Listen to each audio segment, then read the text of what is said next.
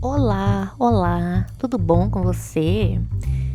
Hoje estou aqui gravando um guia de leitura em vídeo, né? Por quê? Por que não?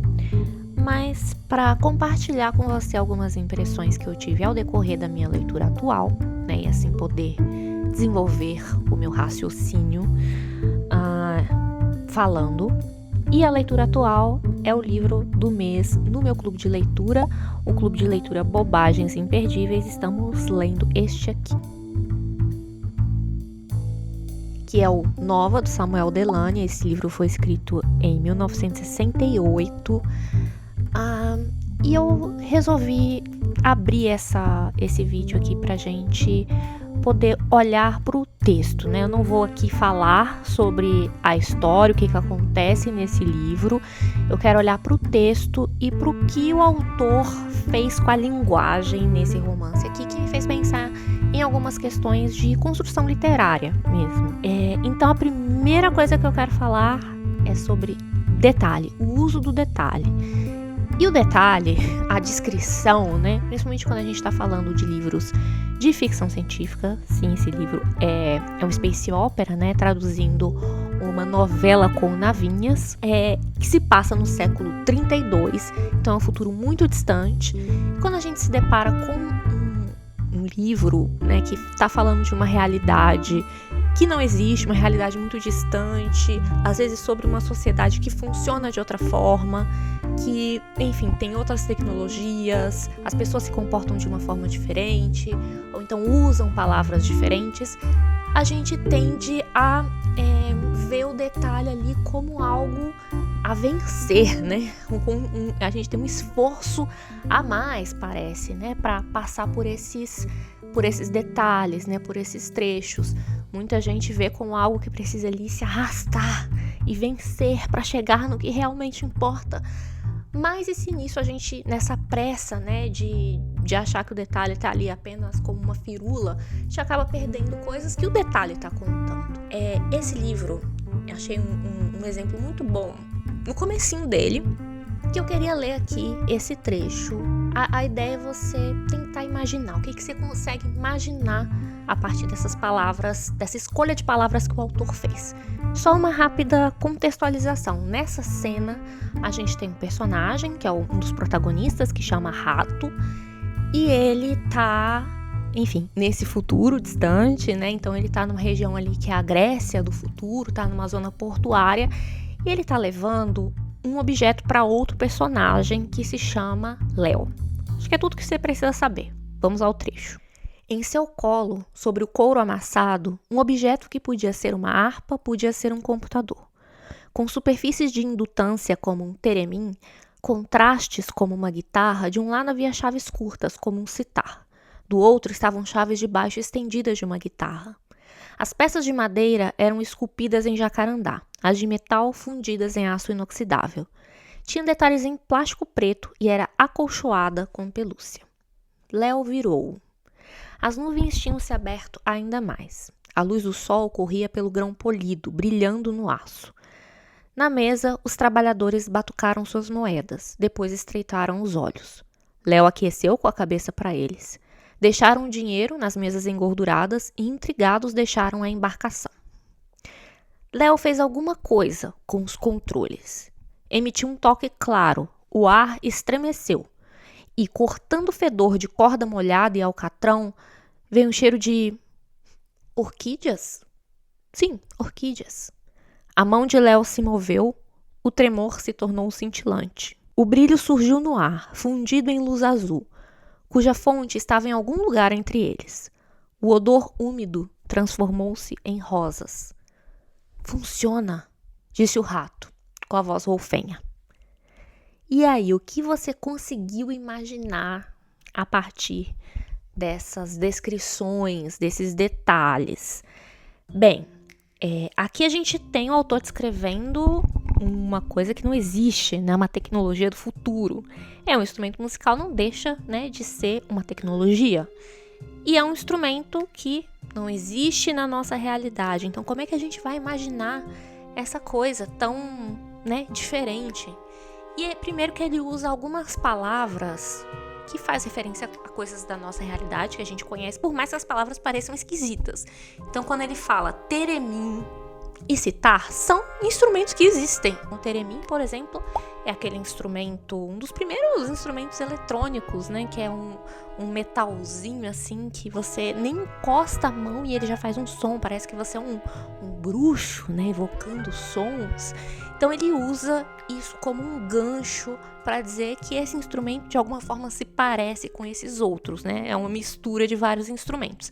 Mas aqui eu acho que o importante mesmo não é imaginar como que é exatamente a arquitetura, o design desse instrumento. Aqui a gente vê esse instrumento em ação. E o que ele é diferente? Ele é um instrumento musical que, além de gerar sons, ele também gera ilusões sensoriais, né? Ilusões, imagens, ele gera cheiros, gera sons. Então, eu joguei esse trechinho lá no grupo do nosso clube de leitura e recebi uns comentários interessantes. Então, por exemplo, a Melissa. Eu sou muito ruim em criar imagens na cabeça. Trechos como esse me evocam mais sensações. A textura do veludo e do metal do instrumento, os cheiros, a sensação de ter dificuldade para tocar. Aí outro comentário. A parte dos cheiros produzidos remeterem à imagem me pega muito porque sou bem olfativa. Os cheiros me servem para evocar lembranças de lugares, pessoas. Aí a Denise, senti um leve desconforto por estarem num barco e imaginei o bar flutuando e balançando e me deu tontura. Então o que eu achei muito interessante nesses comentários, você pode me contar aí também o que você imaginou, mas não são necessariamente a imaginação voltada para a imagem, né? Voltada para como é esse instrumento ou o que estava acontecendo visualmente ali. Né? Inclusive na continuação da cena, esse instrumento cria a ilusão de uma mulher girando, rodopiando, sorrindo, jogando flores, né? E desaparece ali magicamente também. Esses comentários dessas leitoras trouxeram outros sentidos, né? Trouxeram o tato, trouxeram a sensação de equilíbrio, né? Do barco tá balançando. Então, queria voltar ao texto aqui para destacar algumas palavras, para a gente olhar para esses detalhes. Então ele fala couro amassado. Ele fala acolchoada com pelúcia, à luz do sol, batucaram suas moedas, deixaram o dinheiro nas mesas engorduradas, deixaram a embarcação, o ar estremeceu, fedor de corda molhada e alcatrão, o cheiro de orquídeas, o odor úmido no ar, né, a umidade do ar. Então você veja que nessa escolha de palavras que o autor faz e que aqui a gente está tendo acesso através do filtro da tradução, né? Afinal, estamos lendo em português, o livro não foi escrito em português, a tradução é do Peter Rissati. Então aqui a gente está vendo essa escolha de palavras que evocam sensações no leitor, né? A partir dos nossos sentidos, daquilo que a gente consegue ver, consegue tocar, né? Consegue cheirar, consegue ouvir, né? Então o couro amassado, né? Você tem uma memória, você sabe como é a textura, né? Tem muitas palavras que evocam textura, sensação, cheiro. E aí é que a gente vê que o autor tá usando aqui para transportar a gente para esse mundo completamente inventado do século 32, um futuro de um lugar que não existe, com gente tocando instrumento que não existe, mas ele coloca a gente na cena a partir dos nossos sentidos, né? A partir desse vínculo que a gente cria com esses personagens que também estão sentindo, né? Através principalmente da perspectiva do rato, né? Do personagem que tá ali encantado vendo essas ilusões, né? Sensoriais desse instrumento. E o Delany faz essa brincadeira o tempo todo no livro, né? Quer pegar o estranho, quer pegar o desconhecido, né? Quer pegar isso que acontece numa realidade que não existe e trazer para perto do leitor através, né? Dos próprios sentidos do personagem. E ele também faz o inverso, de pegar algo que é familiar para nós, algo que existe na nossa realidade e descrever de uma forma completamente estranha, né? Tem hora que ele descreve um outro instrumento, né? Que é o violano, que é uma espécie de caixa, né? Que tem um violino acoplado com um piano. que as pessoas colocam uma moeda ali e o instrumento toca sozinho a partir de um rolo com uma programação. E ele narra isso de uma forma que parece uma coisa completamente alienígena, só que esse instrumento, eu não sabia, descobri lendo, já existiu na nossa realidade, né, em relação ao nosso passado, né, um instrumento do passado. Então, com isso, ele mostra, ao colocar um instrumento, né, desse hipotético futuro, um instrumento do passado, e descrever ele com essas características, ele mostra que o estranhamento, ele não está só em relação ao que não existe ainda, mas também ao que, de repente, não existe mais, ao que está no nosso passado. Outra autora de ficção científica que faz isso muito bem, é a Margaret Atwood. Então, em O Conto da Aia, tem uma cena em que a personagem, é uma história que se passa no futuro, um futuro que não tem nenhuma relação com a nossa realidade, que as mulheres não têm liberdade nenhuma. E nesse contexto, a personagem, ela, que é a Aia, né, ela rouba um tabletinho de manteiga que ela até esconde dentro do sapato dela, ela acha aquilo um luxo. E ela, a narradora conta, né, de como ela usa essa manteiga para passar nas mãos, né, para passar na pele como se fosse um hidratante e aí se sentir humana de novo. Esse trecho me arrepia, né? Então você veja que ela faz a mesma coisa, ela tá usando aí um detalhe sensorial, um detalhe que faz a gente criar um vínculo com essa personagem, mesmo de um futuro muito distante, através dos sentidos da personagem. O legal desse livro do Delany é que ele tem anti-exemplos também. Então vou ler aqui um outro trecho e você tenta perceber a diferença das palavras. Vamos lá. Os arrasta-neblinas, aviões de propulsão inercial movidos pelas cargas estáticas acumuladas entre a atmosfera positivamente ionizada e o óxido negativamente ionizado, sulcavam a superfície da neblina como barcos. É até difícil de respirar esse trecho. O que você imaginou? Porque eu não entendi nada. Esse trecho não me evoca nada, porque as palavras são muito abstratas. Percebe a diferença do primeiro trecho? Né? Então ele fala em cargas estáticas, atmosfera positivamente ionizada, óxido negativamente ionizado. Isso não tem tangibilidade, né? Então eu fiquei, não sei o que é isso. E como eu sou uma leitora anárquica, que eu vou imaginar as coisas do jeito que eu quiser e seguir adiante a leitura, eu imaginei que é algo que, uma nave ali que está flutuando, né, planando, e seguir em frente. E aí esse uso dos detalhes a partir né, de dados sensoriais me lembrou esse outro livro, que é um livro teórico, né, que eu gosto muito, um dos exemplos que ele traz, que é do James Wood, Como Funciona a Ficção, em que ele fala de como os romances, principalmente a partir do século XIX, eles começam a trazer mais esses detalhes, eles são romances mais pictóricos. E por que a literatura passa a se concentrar nesses detalhes, né, pictóricos, assim, essas imagens que consegue visualizar, ou coisas pequenas que até parecem irrelevantes, né, não são importantes para a trama, mas o narrador se fixa nele.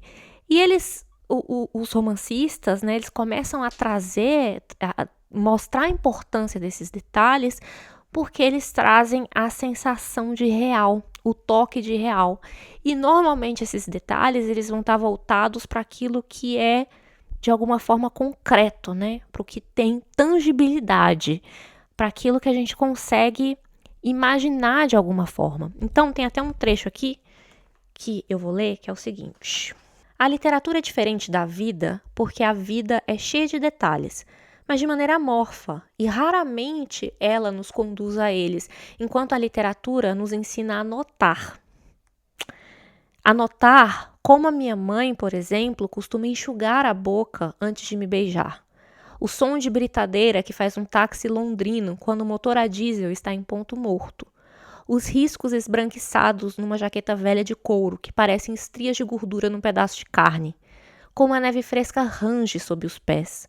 Como os bracinhos de um bebê são tão rechonchudos que parecem amarrados com linha. Os outros exemplos são meu, mas o último é de Tolstói. Então, repara nesses exemplos que ele usou do que é o detalhe na literatura, né? também é daquilo que tem essa tangibilidade sensorial. Então ele fala de sons, né? Ele fala o som da britadeira, ele fala da sensação da boca meio molhada da mãe, fala do bracinho rechonchudo do bebê. Então, de como isso acaba sendo usado na literatura para trazer esse toque de real. E é interessante também como ele fala que a literatura nos ensina a notar esses detalhes que também estão espalhados à nossa volta. Então, na literatura, a gente consegue meio que suspender o tempo, parar o tempo um pouco e olhar para essas coisas pequenas, né, que evocam essas sensações. Segundo ponto, metalinguagem. Uma coisa que eu tô achando muito interessante, e eu acho que são os trechos que mais me pegam, né, por motivos óbvios, mas a gente tem aqui um personagem que é um escritor. Agora aqui o escritor tá fazendo uma missão com nave para entrar numa explosão estelar, né? Mas temos aqui um escritor numa época, no futuro, em que o romance não existe mais, é uma forma de arte extinta. E ele tá, né, nessa loucura aí de escrever um romance, apesar de ser algo que ninguém faz mais há muito tempo. E o engraçado é que ele faz, ao invés de escrever o romance, ele fica muito mais pensando sobre o romance, o que é a vida de um escritor, né? Ele fica mais pensando e filosofando sobre o que é romance, e isso traz uns momentos, uns diálogos muito interessantes para quem escreve também, porque eu vi esse personagem meio que como uma personificação do autor na história, sabe? Primeiro porque esse personagem acaba tendo uma função muito interessante, que é ser o palestrinha. Então, todas as coisas que às vezes o narrador explicaria e ficaria chato, porque isso aqui é uma nave que no século tananã, quem vem explicar isso é esse personagem que é um palestrinha e que eu acho assim muito identificável, porque o escritor é essa criatura mesmo, que vai usar qualquer oportunidade para ficar falando das coisas que viu, que sabe, que pesquisou, né? Então ele aproveita esse personagem para isso, para dar as informações, né, desse mundo desse world building aí que ele fez. E aí ele fica refletindo algumas coisas.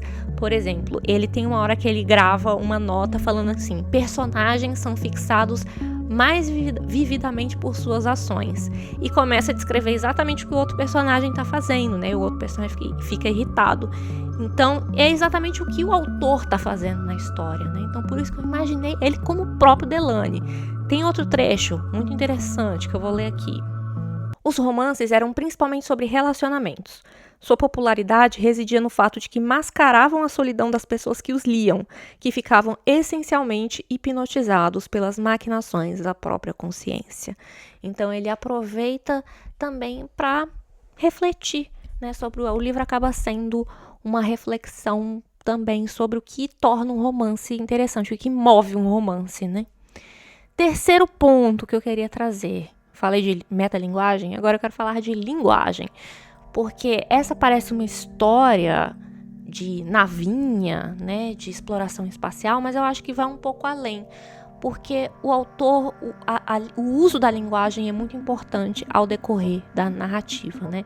Tanto pelo uso dos vários idiomas, ele usa idiomas que de fato existem, né? Então ele usa até essa multiculturalidade desse futuro como um fator de estranhamento, porque ele vai usar no meio do texto uma palavra que você acha, putz, isso aqui faz parte do world building, né? Eu nunca ouvi falar disso antes.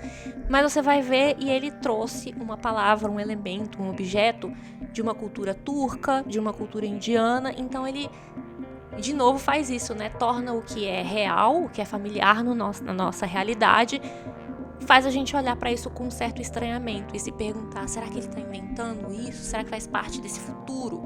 Não é raro os personagens falarem mais de um idioma, o que é imaginável, né, no futuro em que o ser humano está espalhado em várias partes do planeta. Então a gente tem um personagem que fala turco, aí ele muda para o grego, tem personagem que fala português e o autor descreve no texto, né, qual a língua que os personagens estão falando. Tem personagens que falam com um dialeto que é invertido, né, que ele fala o verbo no final, isso muito antes do Yoda ser criado, né, os personagens falam assim. E o interessante de um personagem que fala com esse dialeto meio invertido é que ele seria descendente de alemães, né? Ele teria uma origem alemã. E para quem entende aí um pouquinho da gramática alemã, sabe que em muitos casos o verbo ele vai parar realmente no final da frase, né? Você tem que esperar a pessoa terminar de falar para entender o que ela está querendo dizer. Então, não sei se foi proposital, mas achei interessante o Delany trazer essa associação, né, com a língua alemã e fazer essas brincadeiras com a língua o tempo todo.